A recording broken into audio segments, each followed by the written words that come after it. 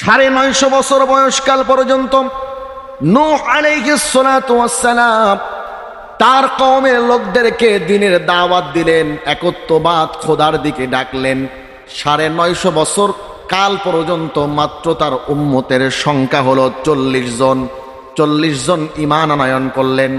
আল্লাহ পাক রব্বুল আলামিন নূহ আলাইহিস সালাম কোন পদ্ধতিতে, কোন প্রক্রিয়ায়, কিভাবে দ্বীনের দাওয়াত দিলেন, আল্লাহ তাআলা এই কথাগুলোকে কোরআনের বিভিন্ন জায়গায় তুলে ধরেছেন। যেমন কোরআনুল কারীমের ৭১ নম্বর সূরা সূরা নূহের প্রথম দিকে আল্লাহ পাক রব্বুল আলামিন এই আলোচনা করেছেন। আল্লাহ পাক রব্বুল আলামিন বলেন, ইন্না আরসালনা নূহান ইলা কওমিহি আন আনদির কওমাকা মিন ক্বাবলি আইয়াতিয়াহুম আযাবুন আলীম। আল্লাহু আকবার বলেন। মূলত আদম আলাইহিস সালামের ওফাতের ১২০০ বছর পরে আল্লাহ তাআলা নূহ আলাইহিস সালামকে এই পৃথিবীর বুকে পাঠিয়েছেন। এই যে ১২০০ বছরের প্রথম ৬০০ বছর পৃথিবীর মানুষ ছিল তাওহীদপন্থী, একত্ববাদ খোদার অনুসারী, আল্লাহ তাআলার ইবাদত গুজারি। কিন্তু একটা পর্যায়ে দেখা গেল মাঝখানে সময় পথ প্রদর্শক না থাকার কারণে, কোনো নবী রাসূল না থাকার কারণে আস্তে আস্তে তারা দ্বীনকে বিকৃতি করে শিরকের মধ্যে তারা ডুবে যেতে লাগলো। কিভাবে? ইতিহাসের কিতাব থেকে পাওয়া যায়, কোরআন থেকেও এর প্রমাণ পাওয়া যায়। আদম আলাইহিস সালামের ইন্তেকালের পর ৬০০ বছর যখন অতিক্রম করলো, আদম আলাইহিস সালামের সন্তানদের মধ্য থেকে এমন কিছু নেককার, পরহেজগার, আল্লাহওয়ালা ছিল যাদের হাজার হাজার লক্ষ লক্ষ অনুসারী ছিল। এই মানুষগুলো যখন আস্তে আস্তে দুনিয়া থেকে বিদায় নিল, তাদের প্রতি অতি ভক্তি, অতি শ্রদ্ধার কারণে তারা যখন মৃত্যুবরণ করলো, তার অনুসারীরা তাদের কবর জিয়ারত করতে শুরু করলো। তার পরবর্তী প্রজন্ম কবর জিয়ারত করতে করতে কবরকে পূজা করতে শুরু করে দিল। তার পরবর্তী প্রজন্ম তারা চিন্তা করলো, মিস্টার ইবলিস ওদেরকে ওয়াসওয়াসা দিতে শুরু করলো, ক্রমন্তনা দিতে শুরু করলো যে তোমাদের এই মানুষগুলো, আল্লাহওয়ালা ব্যক্তিগুলো, এদেরকে যদি স্মরণে রাখতে চাও, এদের মূর্তি তৈরি করো, এদেরকে সেজদা করতে হবে না, এদেরকে পূজা করতে হবে না, এদের মূর্তিগুলো তৈরি করো, স্ব স্থানে রেখে দাও, এদেরকে দেখবে, এদের স্মরণ হলে পরে এদের জন্য দোয়া করবে, তোমাদের ইবাদত বন্দেগীতে আরো মনোযোগ আসবে। শয়তান নেক্সট শুরুতে ধোঁকা দিয়ে দিল। তো ওই সময়কালের তার অনুসারী যারা ছিল, এই ইমানদার ব্যক্তিদের মূর্তি তৈরি করলো। মূর্তি তৈরি করার পরে মূর্তির পূজা করে না, শুধু রেখে দেয়, দেখে, দেখার পরে স্মরণ হলে তাদের জন্য দোয়া করে, তাদের ইবাদত বন্দেগীর কথা মনে পড়ে যায়, ইবাদত বন্দেগীর প্রতি আগ্রহ হয়। কিন্তু সমস্যা যেটা হলো সেটা হলো, এই প্রজন্মটা যখন চলে গেল, তার পরবর্তী প্রজন্ম চিন্তা করলো, এই মূর্তিগুলো আমাদের আগের প্রজন্ম এই মূর্তিগুলো তৈরি করেছে, এই মূর্তিগুলোকে শ্রদ্ধা করত, মূর্তিগুলোকে সামনে নিয়ে কান্নাকাটি করত, না জানি এই মূর্তিগুলোর মধ্যে কি আছে। তারা এই মূর্তিগুলোকেই রব মানতে শুরু করলো, এগুলোকেই পূজা করতে শুরু করলো, এগুলোকেই সেজদা করতে শুরু করলো। এভাবে আস্তে আস্তে আস্তে আস্তে আদম আলাইহিস সালামের ওফাতের ৬০০ বছর পরে পৃথিবীর সমস্ত মানুষ মূর্তি পূজার মধ্যে চলে গেল। বলেন নাউজুবিল্লাহ। আমার মুসলমান বন্ধুগণ, আদম আলাইহিস সালামের ওফাতের ১২০০ বছর পর আল্লাহ পাক রব্বুল আলামিন নূহ আলাইহিস সালামকে দুনিয়াতে প্রেরণ করলেন। নূহ আলাইহিস সালাম যখন দুনিয়াতে আসলেন, ওই সময় পৃথিবীর মধ্যে এমন একজন মানুষ নাই যে মানুষটা একত্ববাদ খোদার অনুসারী, যেই মানুষটা তার রবকে চিনে, আল্লাহর জন্য ইবাদত করে, আল্লাহর পায়ে সেজদা করে, এমন একজন মানুষও খুঁজে পাওয়া গেল না। বরং পৃথিবীর প্রত্যেকটা মানুষ শিরিক, বেদাত আর কুসংস্কারের মধ্যে লিপ্ত। বলেন নাউজুবিল্লাহ। মুসলমান ভাইরারে আমার কথাগুলো দিল দিয়া বুঝবেন। আল্লাহ পাক রব্বুল আলামিন পয়গম্বর নূহ আলাইহিস সালাতু ওয়াস সালামকে এমন একটা সময় দুনিয়ার মধ্যে প্রেরণ করলেন, যে সময় দুনিয়ার প্রত্যেকটা মানুষ মূর্তি পূজায় লিপ্ত, শিরিক, বেদাত আর কুসংস্কারের মধ্যে নিমজ্জিত। আল্লাহ পাক রব্বুল আলামিন এমন একটা সময় হযরতে নূহ আলাইহিস সালামকে দুনিয়ার মধ্যে পাঠালেন। নূহ আলাইহিস সালাতু ওয়াস সালাম 950 বছর পর্যন্ত তার কওমের লোকদেরকে দাওয়াত দিলেন।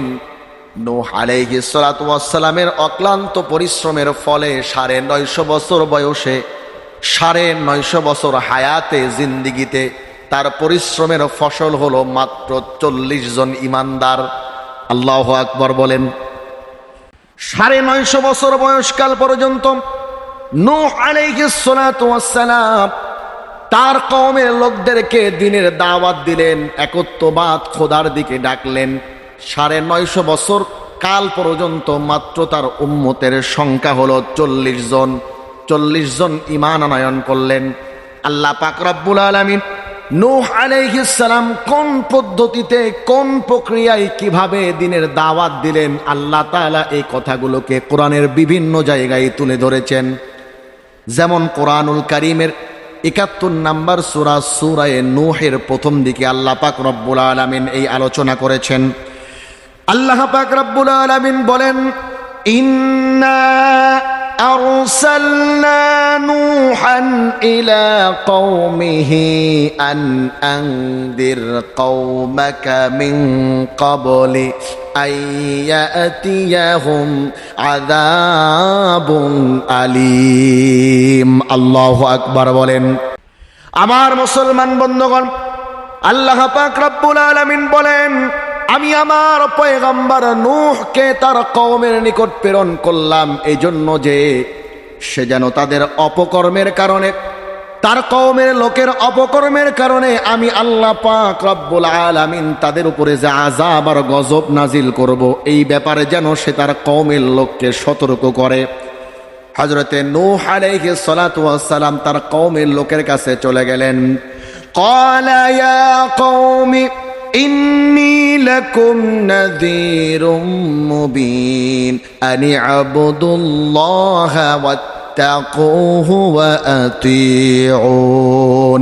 পয়গম্বর নূহ আলাইহিস সালাম কওমের লোকদেরকে বললেন, ও আমার কওমের লোকেরা, আমি আল্লাহর পক্ষ থেকে তোমাদের জন্য স্পষ্ট সতর্ককারী হিসাবে এসেছি। আমি যে কথা তোমাদেরকে বলতে চাই, তোমরা শুধুমাত্র কেবলমাত্র এক আল্লাহর ইবাদত করবে। তোমরা শুধুমাত্র কেবলমাত্র আল্লাহকে ভয় করবে। আল্লাহ ছাড়া কারো কাছে মাথা নত করবে না। কোনো মূর্তির কাছে তোমরা তোমাদের মাথা নত করতে পারবা না, কোনো মূর্তি পূজা করতে পারবা না। আর আমি নূহকে আল্লাহর পক্ষ থেকে পয়গম্বর হিসাবে গ্রহণ করে নিবে। তোমরা যদি তোমাদের যেই বাপদাদা পূর্বপুরুষের ধর্ম, এই মূর্তি পূজা ছেড়ে আল্লাহর দিকে ফিরে আসতে পারো, আল্লাহ পাক রব্বুল আলামিন তোমাদেরকে মাফ করে দিবেন আর আল্লাহর আযাব আর গজব থেকে তোমাদেরকে হেফাজত করবেন। আল্লাহ পাক রব্বুল আলামিন তার পরের আয়াতে এই কথাগুলো বলেছেন। আল্লাহ পাক রব্বুল আলামিন বলেন, ইয়াগফির লাকুম মিন যুনুবিকুম ওয়া ইউআখিরুকুম ইলা আজালিম মুসাম্মা ইন্না আজালাল্লাহি ইযা জাআ লা ইউআখার লাউ কুনতুম তা'লামুন। আল্লাহ পাক রব্বুল আলামিন পয়গম্বর নূহ আলাইহিস সালাতু ওয়াস সালামের মাধ্যমে তার কওমের লোকদেরকে জানায়া দিলেন, ও কওমের লোকেরা, তোমরা যদি এই শিরিক থেকে, মূর্তি পূজা থেকে, কবর পূজা থেকে বের হয়ে এসে তওবা করে এক আল্লাহকে রব বলে স্বীকার করে নাও, আল্লাহ পাক রব্বুল আলামিন তোমাদেরকে অবকাশ দিবেন, তোমাদেরকে সুযোগ দিবেন, তোমাদেরকে সময় দিবেন। আর আল্লাহ তাআলা যেই আযাব আর গজব তোমাদের জন্য প্রস্তুত করে রেখেছেন, সেই আযাব আর গজব থেকে তোমাদেরকে হেফাজত করবেন। বলেন সুবহানাল্লাহ। হযরতে নূহ আলাইহিস সালাতু ওয়াস সালাম তার জীবনের শুরু থেকে শেষ পর্যন্ত এই দাওয়াতটাই দিয়েছেন। তোমরা যেই মূর্তি পূজার মধ্যে রয়েছো, এই পাথরের তৈরি, মাটির তৈরি, কাঠের তৈরি এই পুতুলগুলো তোমাদের রব হতে পারে না। তোমাদের রব হলেন আল্লাহ। তোমরা শুধুমাত্র কেবলমাত্র আল্লাহর কাছে মাথা নত করবে, আল্লাহকেই রব বলে স্বীকার করবে। কোনো তন্ত্র মন্ত্র আর কোনো মূর্তির কাছে তোমরা তোমাদের মাথা নোয়াতে পারবে না। এটা ছিল নূহ আলাইহিস সালামের দাওয়াত। নূহ আলাইহিস সালাম তার এই দাওয়াতি কার্যক্রম চালাতে লাগলেন। কওমের লোকেরা নূহ আলাইহিস সালাম সর্বপ্রথম যে বাধার সম্মুখীন হলেন সেটা হলো রাষ্ট্র শক্তির সম্মুখীন। সব থেকে সর্বপ্রথম নূহ আলাইহিস সালাম হলেন, যেটা বর্তমানে আমরা লক্ষ্য করি। দ্বীনের কথা বলতে গেলে, আল্লাহর জমিনে দ্বীন প্রতিষ্ঠার আন্দোলনের কথা বলতে গেলে সর্বপ্রথম যেই বাধার সম্মুখীন হতে হয় সেটা হলো রাষ্ট্র শক্তির সম্মুখীন হতে হয়। কথা বলেন ঠিক কিনা? নূহ আলাইহিস সালাম এটাই হলেন। রাষ্ট্রের যারা বড় বড় ব্যক্তিত্ব যারা আছে, মন্ত্রিসভার মন্ত্রী মহোদয় যারা আছে, পার্লামেন্ট মেম্বার যারা আছে, রাষ্ট্র ক্ষমতা অর্থাৎ রাষ্ট্র যারা পরিচালনা করে, এদের দ্বারা সর্বপ্রথম বাধার শিকার হলেন। নূহ আলাইহিস সালামকে নানান রকম জুলুম, নির্যাতন, নিষ্পেষণের সম্মুখীন করা হলো। আমার মুসলমান বন্ধুগণ, তাফসীরের কিতাবের মধ্যে লেখা হয় পয়গম্বর নূহ আলাইহিস সালাতু ওয়াস সালাম এই যে 950 বছর পর্যন্ত উম্মতকে দ্বীনের দাওয়াত দিলেন, একত্ববাদ খোদার দিকে ডাকলেন, তাওহীদবাদী তাওহীদ পন্থার দিকে ডাকলেন। হযরতে নূহ আলাইহিস সালাতু ওয়াস সালামের উপরে এমন কোন জুলুম, নির্যাতন, নিষ্পেষণ নাই যেটা করা হয় নাই। তাফসীরের কিতাবের মধ্যে লেখা হয় অনেক সময় হযরতে নূহ আলাইহিস সালাতু ওয়াস সালামকে এমন ভাবে আঘাত করা হতো, আঘাত করতে করতে নূহ আলাইহিস সালামের গোটা দেহ থেকে রক্ত ঝরঝর করে পড়তো। রক্ত বন্ধ হওয়ার আগেই আবার তার উপরে জুলুম, নির্যাতন, নিষ্পেষণ শুরু হয়ে যেত। আমার মুসলমান বন্ধুগণ, অনেক সময় পয়গম্বর নূহ আলাইহিস সালামকে পা হাত বেঁধে তারপরে তাকে পিটানো হতো, পাথর নিক্ষেপ করা হতো, অনেক সময় আগুনের সেক দেওয়া হতো, অনেক সময় পানির মধ্যে চুবিয়ে চুবিয়ে তাকে কষ্ট দেওয়া হতো। এমন কোন জুলুম, নির্যাতন, নিষ্পেষণ নাই যে হযরতে নূহ আলাইহিস সালামকে করা হয় নাই। কিন্তু পয়গম্বর নূহ আলাইহিস সালাম নিরাশ হলেন না, ধৈর্য ধারণ করলেন। মার খাওয়ার পরে আবার কোন রকম যখন তিনি হাঁটতে পারতেন, চলতে পারতেন, আবার এক এলাকা ছেড়ে আলাক এলাকায় চলে যেতেন। এইভাবে দ্বীনের দাওয়াত তিনি দিতে থাকতেন। একদিন, 2 দিন, 3 দিন না, 950 বছর পর্যন্ত মার খেয়েছেন, তারপরেও উম্মতের দ্বারে দ্বারে গিয়েছেন। 950 বছর পর্যন্ত দ্বীনের দাওয়াত দেওয়ার পরে তার উম্মতের সংখ্যা হয়েছে মাত্র 40 জন। এরপরেও হযরতে নূহ আলাইহিস সালাম নিরাশ হন নাই, ভরসা করেছেন একমাত্র আল্লাহর উপরে। আমার মুসলমান বন্ধুগণ, রাষ্ট্রযন্ত্র কেমন ভাবে তার উপরে চড়াও হয়েছে, সমাজের মানুষ কেমন ভাবে বিরোধিতা করেছে, আল্লাহ পাক রব্বুল আলামিন কোরআনুল কারীমের মধ্যে যার বর্ণনা দিয়েছেন, আল্লাহ পাক রব্বুল আলামিন বর্ণনা করেন কোরআনুল কারীমের 23 নম্বর সূরা সূরাতুল মুমিনুনের 24 নম্বর আয়াতে কারীমা।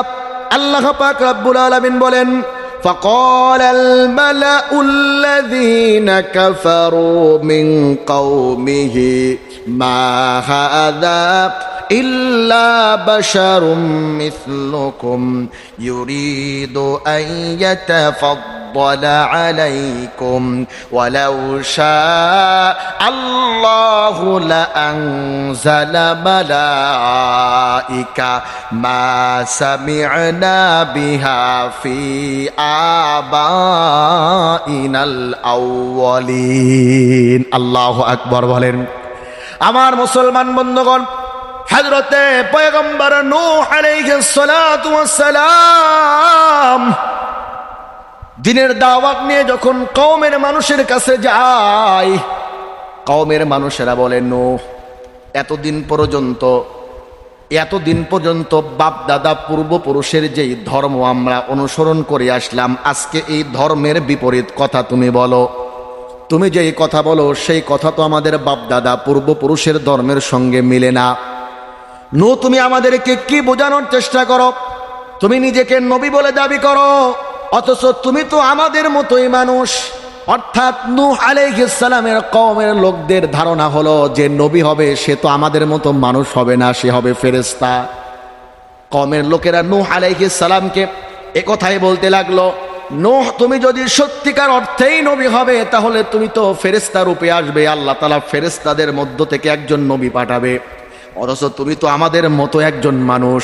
আবার তুমি যেই কথাগুলো বলো এই কথাগুলো তো আমাদের বাপ দাদা পূর্বপুরুষের কথার সঙ্গে মিল পড়ে না, আজগবি নতুন কথা বলো। তুমি অবশ্যই পাগল হয়ে গিয়েছো, অথবা তুমি ধর্মের দোহাই দিয়ে ধর্মের কথা বলে ক্ষমতার চেয়ারে বসে আমাদের মাথার উপরে কাঁঠাল ভেঙে খেতে চাও, ক্ষমতার চেয়ারটা দখল করতে চাও। তোমার কথা আমরা কশ্চিনকালেও মানতে রাজি নাই। বলেন নাউজুবিল্লাহ। নানানভাবে নানান পেশে নানান রকম ফন্দি করে নূহ আলাইহিস সালামকে সমাজের মানুষের কাছে কিভাবে ছোট করা যায়। বর্তমান সময় দেখবেন যারা ইসলামী আন্দোলনের কথা বলে, ইসলামী রাজনীতির কথা বলে, তাদের বিপক্ষে একটা শ্রেণী লেগে যায়। তারা বলে যে আসলে এরা নামে ইসলাম হলেও কামে ইসলাম না, মূলত এরা ইসলামকে কাজে লাগিয়ে ধর্ম ব্যবসা করতেছে, ধর্মকে কাজে লাগিয়ে ধর্মীয় সেন্টিমেন্টকে কাজে লাগিয়ে এরা মানুষের আবেগ, মানুষের ইমেজকে কাজে লাগিয়ে তারা তাদের অবস্থান পাকাপোক্ত করতেছে। আমার ভাইয়েরা, বর্তমান যেভাবে আমাদেরকে ইসলামী আন্দোলনের লোকদেরকে যেভাবে ধর্ম ব্যবসায়ী বলা হয়, আজ থেকে শত শত হাজার হাজার বছর পূর্বে যত নবী রাসূল তাওহীদের কথা বলেছেন, ইসলামের কথা বলেছেন, দ্বীনের কথা বলেছেন, তাদেরকেও এই একই ট্যাগ লাগানো হয়েছে, তাদেরকেও ধর্ম ব্যবসায়ী বলা হয়েছে, তাদেরকেও বলা হয়েছে যে তোমরা ধর্মকে ব্যবহার করে মূলত গদি দখল করতে চাও। এই অপবাদ তাদের উপরেও চাপানো হয়েছে। কথা বলেন ঠিক কিনা? নূহ আলাইহিস সালামকে এই কথাটাই বলা হলো যে নূহ তুমি মূলত ধর্মের কথা বলে ধর্মের দোহাই দিয়ে ক্ষমতার চেয়ার দখল করতে চাও, ক্ষমতার চেয়ারে বসে আমাদের উপরে তুমি ক্ষমতা প্রয়োগ করতে চাও। মূলত তুমি নবী বা আল্লাহর কথা নিয়ে আসছো, তাওহীদের কথা নিয়ে আসছো, এসব সব ভুয়া কথা। আমার মুসলমান বন্ধুগণ, এইভাবে নূহ আলাইহিস সালাতু ওয়াস সালামকে নানান রকম ভাবে ফাঁদের মধ্যে ফেলার চেষ্টা করা হলো। নূহ আলাইহিস সালামের ব্যাপারে নানান রকম অভিযোগ তারা করতে লাগলো, জুলুম নির্যাতন নিষ্পীষণ তার উপরে চালিয়ে দিল। নূহ আলাইহিস সালাতু ওয়াস সালাম তাদেরকে বোঝানোর চেষ্টা করলেন, আমি আমার ব্যক্তিগত কোনো শর্ত না, দুনিয়ার কোনো ক্ষমতা দখলের জন্য না, অর্থ করি পুঁজি অর্জনের জন্য না, ব্যাংক ব্যালেন্স ভারী করার জন্য না, মূলত আমি আল্লাহর নির্দেশে আল্লাহর সন্তুষ্টি অর্জনের জন্য তোমাদের কাছে দ্বীনের দাওয়াত নিয়ে এসেছি। আমার মুসলমান বন্ধুগণ, হযরতে নূহ আলাইহিস সালাতু ওয়াস সালাম আল্লাহর নির্দেশে নৌকা বানাতে লাগলেন, কিস্তি বানাতে লাগলেন। আল্লাহ তাআলা নৌকার স্ট্রাকচার বলে দিলেন নহরে, যেই নৌকাটা বানাবে দৈর্ঘ্য হবে 300 হাত, প্রস্থ হবে 50 হাত, আর গভীরতা হবে 30 হাত। নৌকাটা 3 তলা বিশিষ্ট হবে। নিচতলার মধ্যে তুমি জোড়ায় জোড়ায় পশু পাখিগুলোকে নেবে, অর্থাৎ এক জোড়া হাতি, এক জোড়া ঘোড়া, এক জোড়া গরু, এইভাবে জোড়ায় জোড়ায় পশুগুলোকে তুমি নিচতলার মধ্যে নিবে। মাঝখানে তুমি তোমার পরিবার আর তোমার 40 জন সঙ্গীকে নিয়ে থাকবে। উপরতলায় যে সমস্ত পাখি আছে যেগুলো উড়ে বেড়ায়, এমন যেই পাখিগুলো আছে সেগুলোকে নিবে। এইভাবে 3 তলা ভর্তি করে তারপরে তুমি এই নৌকাটা ছেড়ে দিবে। নহরে নৌকায় কখন উঠবে? যখন দেখতে পারবে চুলার মধ্যে আগুন জ্বালাতে গেলে পরে আগুন জ্বলে না, বরং চুলার মাটি ফেটে সেখান থেকে পানি উঠতেছে, বুঝতে পারবে নৌকার মধ্যে ওঠার সময় তোমার হয়ে গেছে। আমি আল্লাহর পক্ষ থেকে গজব নাজিল হচ্ছে। নূহ, তুমি তোমার পরিবার, তুমি তোমার সাথী সঙ্গীদেরকে নিয়ে নৌকার মধ্যে উঠে যাবে, তোমার নৌকার মধ্যে পানি উঠবে না। আমি আল্লাহ তাআলা মহাপ্লাবন এই দুর্যোগের মধ্যে তোমার নৌকাটাকে আমি আল্লাহ তাআলা নিরাপদে পৌঁছায়া দেব। বলেন সুবহানাল্লাহ। আমার মুসলমান বন্ধুগণ, পয়গম্বর নূহ আলাইহিস সালাতু ওয়াস সালাম চতুর্দিকে কোনো পানি নাই, আল্লাহর নির্দেশে কিস্তি বানাতে শুরু করলেন।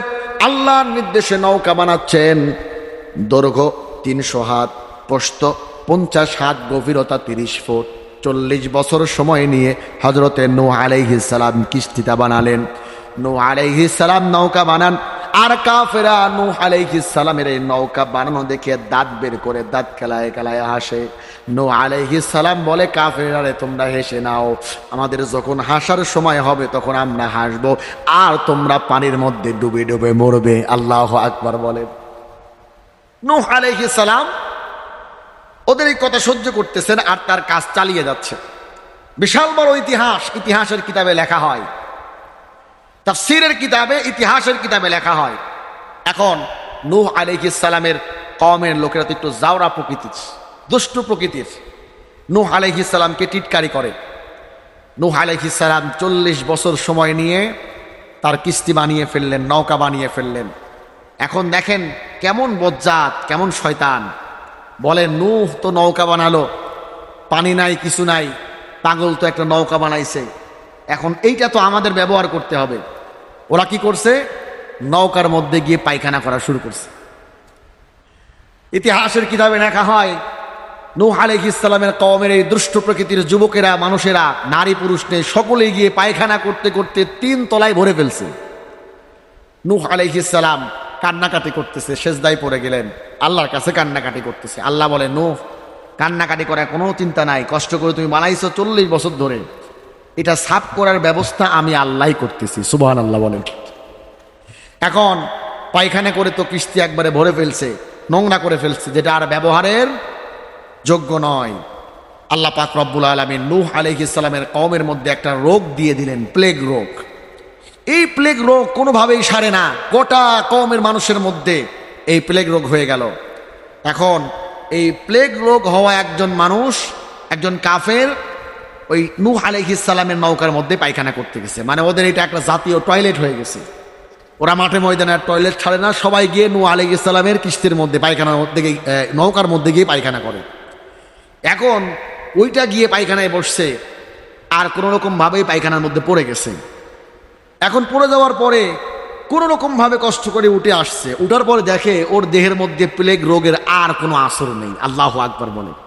এখন এই কথা এসে সে কওমের লোক এসে বলতেছে যে, এই দেখো আমার তো প্লেগ রোগ হয়ে অবস্থা খারাপ, আমার চাইতে খারাপ অবস্থা কারো ছিল না, কিন্তু আমি নূহর নৌকার মধ্যে পায়খানা করতে গেছিলাম, পড়ে গেছিলাম, এখন পায়খানা থেকে উঠে দেখে আমার রোগ একবারে ভালো হয়ে গেছে, আমি একবারে সুস্থ। এখন কওমের লোকেরা চিন্তা করে, এদিক জীবন বাঁচানো কষ্টকর হয়ে গেছে, একটু পায়খানা খাওয়ার আগে খাবো, সমস্যা নাই, জীবনটা তো রক্ষা পাবে। সমস্ত কওমের লোকেরা নূহ আলাইহিস সালামের কিস্তির মধ্যে যত পায়খানা ছিল, কেউ খায়, কেউ মাথায় দেয়, কেউ শরীরের মধ্যে মাখে, মাখার সঙ্গে সঙ্গে প্লেগ রোগ ভালো হয়ে যায়। আল্লাহু আকবার বলে। এমন পরিষ্কার হলো, পায়খানার আর কোনো রকম আসর নাই। এখন এমন অনেক মানুষ এখনো আছে যাদের রোগ ভালো হয় নাই, অনেক বাচ্চা কাচ্চা ভালো হয় নাই, ওরা পানি ঢেলে ঢেলে ওই পানি দিয়ে ধুয়ে ধুয়ে ওই পানি নিয়ে খাওয়া শুরু করলো, ওই পানি দিয়ে গোসল করা শুরু করলো। আল্লাহ পাক রব্বুল আলামিন 7 বার করে নূহ আলাইহিস সালামের ওই নৌকাকে কাফেরদের দ্বারাই ধুয়ে নিলেন। সুবহানাল্লাহ বলে। আল্লাহ পাক রব্বুল আলামিন সবথেকে বড় পরিকল্পনাকারী। আল্লাহ পাক রব্বুল আলামিন সবথেকে বড় পরিকল্পনাকারী। আবার মুসলমান বন্ধুগণ, আল্লাহ পাক রব্বুল আলামিন বললেন, নূহের সময় হয়ে গেছে, তোমার যেই নৌকাটা কাফেরেরা পায়খানা করে করে ভরে ফেলেছিল, আমি আল্লাহ তাআলা ওই পায়খানা ওদের মাথায় ঢেলেছি, আমি আল্লাহ তাআলা ওই পায়খানা ওদেরকেই খাইয়েছি, আমি আল্লাহ তাআলা তোমার নৌকাটাকে 7 বার করে ওদের থেকে ধুইয়ে নিয়েছি, তোমার নৌকা এখন একেবারে প্রস্তুত হয়ে গেছে, নৌকার মধ্যে উঠে পড়বে। আল্লাহ তাআলা কোরআনুল কারীমের মধ্যে বর্ণনা দেন, সূরাতুল হুদ 40 নম্বর আয়াত, আল্লাহ তাআলা বলেন, হাত্তা ইযা জাআ আমরুনা ওয়া ফারাতান নূর কুল লাহমিল ফিহা মিন কুল্লি যাওজাইনি ইসনাইনি ওয়া আহলাকা ইল্লা মান সাবাকা আলাইহিল কওলু ওয়া মান আমান ওয়া মা আমানা মাআহু ইল্লা কলিল। আল্লাহু আকবার বলেন। আল্লাহ পাক রব্বুল আলামিন বলেন, নহরে যখন দেখতে পাবে চুলার মধ্য দিয়ে আগুন বের না হয়ে পানি উঠতেছে, মাটি ফেটে ফেটে পানি উঠতেছে, আসমান ফেটে পানি পড়তেছে, জোড়ায় জোড়ায় তুমি পশুগুলোকে তোমার নৌকায় তুলবে, আর তুমি তোমার পরিবার আর তোমার সাথী সঙ্গী দিয়ে নিয়ে নৌকার মধ্যে উঠে যাবে। আমার মুসলমান বন্ধুগণ, নূহ আলাইহিস সালাম নৌকার মধ্যে উঠে গেলেন। অনেক লম্বা চওড়া ঘটনা সংক্ষেপে বলার জন্য চেষ্টা করতেছি। নূহ আলাইহিস সালাম নৌকার মধ্যে উঠে গেলেন। নূহ আলাইহিস সালামের সন্তান ছিলেন চারটা, তিনটা ছিল ইমানদার, একটা ছিল বেঈমান, যার নাম হলো কেনান। বেঈমান অনেক দূরে দাঁড়িয়ে আছে। নূহ আলাইহিস সালামকে আল্লাহ তাআলা যেহেতু বলেছেন তোমার পরিবারকেও আমি রক্ষা করব, নূহ আলাইহিস সালাম চিন্তা করলেন আমার ওই সন্তান তো বেঈমান, তারপরেও দেখি একবার চান্স নিয়ে দেখি ওরা নৌকার মধ্যে উঠানো যায় কিনা। আল্লাহ তাআলা বলেন আমার পয়গম্বর নূহুরে ও তো ইমানদার না, যে ইমানদার না তোমার রক্ত সম্পর্ক হলেও সে তোমার পরিবারভুক্ত হতে পারে না। বলেন সুবহানাল্লাহ। নূহ আলাইহিস সালাম কেনানকে ডাক দিলেন, কেনান আসো আমাদের সঙ্গে নৌকায় ওঠো। কেনান বলে না, যত বড় দুর্যোগী হোক না কেন, সব থেকে বড় পাহাড়ের চূড়া যেটা, আমি সেই চূড়ায় চলে যাব, এই দুর্যোগ আমাকে স্পর্শ করতে পারবে না। সে নৌকার মধ্যে উঠল না। নূহ আলাইহিস সালাম তার কওমের লোকদেরকে নিয়ে, তার সাথী সঙ্গীদেরকে নিয়ে কিস্তির মধ্যে উঠে বললেন, নৌকার মধ্যে উঠে বললেন আল্লাহ পাক রব্বুল আলামিন বিশাল বড়, আল্লাহ পাক রব্বুল আলামিন দুর্যোগ দিয়ে দিলেন, বিশাল বড় বন্যা আল্লাহ তাআলা দিয়ে দিলেন। মাটি ফেটে ফেটে পানি উঠতে লাগলো, আকাশ ভেঙে ভেঙে পানি পড়তে লাগলো, এমন জোয়ার শুরু হয়ে গেল। ওই সময়কালের সব থেকে বড় বড় যেই পাহাড়ের চূড়াগুলো ছিল, সেই পাহাড়ের চূড়াগুলো হাজার হাজার কিলোমিটার নিচে, পানির নিচে চলে গেল। বলেন আল্লাহু আকবার। গোটা পৃথিবী পানির মধ্যে ভেসে গেল। সমস্ত কাফের মুশরিক বেঈমানেরা পানির মধ্যে ডুবে ডুবে মারা গেল। নূহ আলাইহিস সালামের কিস্তি 150 দিন পর্যন্ত, অর্থাৎ 5 মাস পর্যন্ত পানির মধ্যে ভাসতে লাগলো। ভাসতে ভাসতে ভাসতে ভাসতে একটা পর্যায়ে আল্লাহ তাআলা আবার জমিনকে হুকুম দিলেন, জমিন পানি আস্তে আস্তে চুষে নিল, জমিনের মধ্যে পানি চলে যেতে লাগলো। আল্লাহ পাক রব্বুল আলামিন পানিকে হুকুম দিলেন, পানি আস্তে আস্তে কমে গেল। নূহ আলাইহিস সালাম তার কিস্তি নিয়ে জুডি পর্বতে ভিড়লেন। যেই দিন জুডি পর্বতে নূহ আলাইহিস সালাম তার সাথী সঙ্গীদেরকে নিয়ে আর পশু পাখি নিয়ে জুডি পর্বতে ভিড়লেন, ওই দিন ছিল 10 মুহররমের দিন। আল্লাহু আকবার বলেন।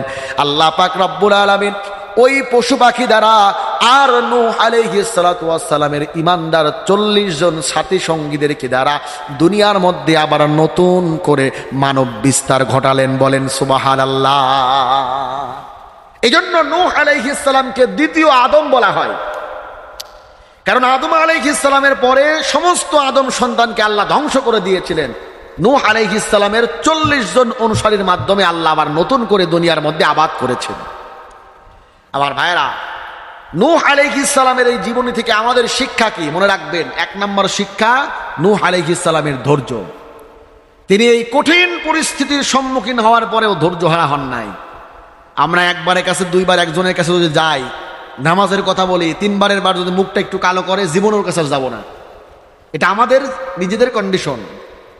কিন্তু নূহ আলাইহিস সালাম 950 বছর উম্মতের কাছে গেলেন, উম্মতের দাঁড়ে দাঁড়ে গেলেন, মার খেলেন, জুলুমের শিকার হলেন, রক্তাক্ত হলেন, কিন্তু তিনি তার মিশনকে বন্ধ করেন নাই। 950 বছরে 40 জন উম্মত ধৈর্য হারা হন নাই, তিনি তার কাজকে চালিয়ে গিয়েছেন।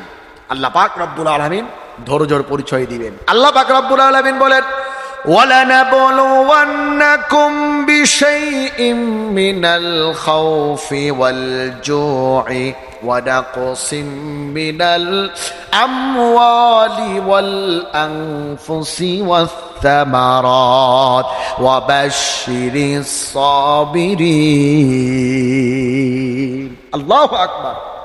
আল্লাহ বলেন, বান্দা আমি তোমারে পরীক্ষা করব। যারে আল্লাহ যত বেশি ভালোবাসেন তার জন্য পরীক্ষা তত বেশি। অনেক সময় অভাবে পড়ি, আমরা নিরাশ হয়ে যাই, অসুস্থতার মধ্যে পড়ি, নিরাশ হয়ে যাই। আল্লাহ বলে, বান্দা নিরাশ হইও না, আমি তোমারে ভালোবাসি বিদায় তোমারে পরীক্ষার মধ্যে ফেলেছি। ধৈর্যের পরীক্ষা আমি আল্লাহ তোমার কাছে নিতে চাই। অঢাল সম্পত্তি দিয়ে দিলে, দুনিয়ার নাজ নিয়ামত দিয়ে দিলে, কাফেরদের মধ্যে তুমিও গাফেল হয়ে যেতে, আমার বন্ধুর খাতা থেকে তোমার নাম কাটা পড়তো। আমি আল্লাহ চাই না, আমি তোমার বন্ধু হিসেবে রাখতে চাই, এজন্য কষ্টের মধ্যে রাখি। আল্লাহু আকবার বল। আমার ভাইরা, বিশেষ করে আমি যুবক ভাইদেরকে বলবো, আমার যুবক ভাইরা, অনেক সময় আমরা নিরাশ হয়ে যায়, চাকরি হচ্ছে না, বড় নিরাশ, হতাশ, একটা বিবাহ শাদী ব্যবস্থা হচ্ছে না, হতাশ হয়ে যায়। অনেক সময় প্রেম করেছি, গার্লফ্রেন্ডের জন্য অনেক সময় দিলাম, কত গিফট দিলাম, কত সময় নষ্ট করলাম, অর্থ করে নষ্ট করলাম, অথচ গার্লফ্রেন্ড 5 বছর পরে, 7 বছর পরে, 10 বছর পরে ছেড়ে চলে যায়। আমার যুবক ভাইরা সুসাইড করতে যায়, নিরাশ হয়ে যায়। না, নিরাশ হওয়া যাবে না। আল্লাহ বলে ধৈর্য ধারণ করো।